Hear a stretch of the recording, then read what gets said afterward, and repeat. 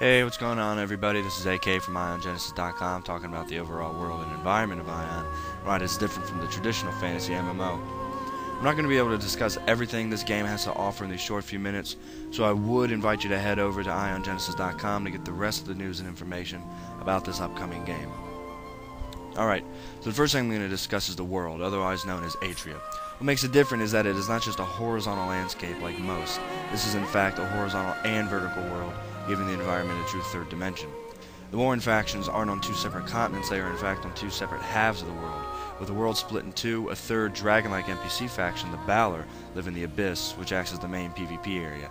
I'll talk about all that in a video later on where I talk about combat.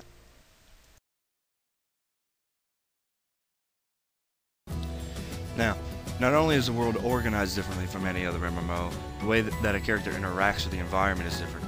No two servers will be the same because the character's actions cause the world to change. For example, let's say the Asmodeans on a particular server mine a specific area for a long while. Well, they might actually find a new mineral to mine which they can learn to craft, which produces a stronger metal than what the Elios have. Asmodeans on another server might not have that. Another example is the Elios on a server hunt a specific kind of baby dragon. Well, they hunt them so much they disappear, but even better, their moms will show up, offering a new type of enemy in the area. New enemies are equal to new drops. Things like that is what makes this game different when it comes to character interaction with the environment. Well, now you get the basic idea of how the world works.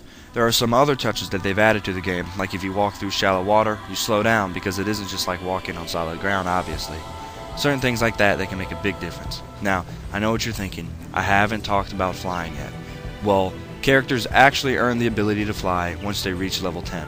This is the most obvious difference that separates Aion from other MMOs. As of the time this video was made, flight has a time limitation, and the ability has a refresh timer on it. The developers want to keep the idea of flight special and not just some other random ability that you have. Because of the vertical nature of the world, flight is extremely important when it comes to travel. And once I talk more about the Abyss and flight combat, and a little bit more about flight in general.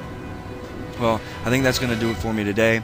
I didn't cover everything, but like I said, head over to AionGenesis.com so you can get to all your latest info and media from Aion, the Tower of Eternity.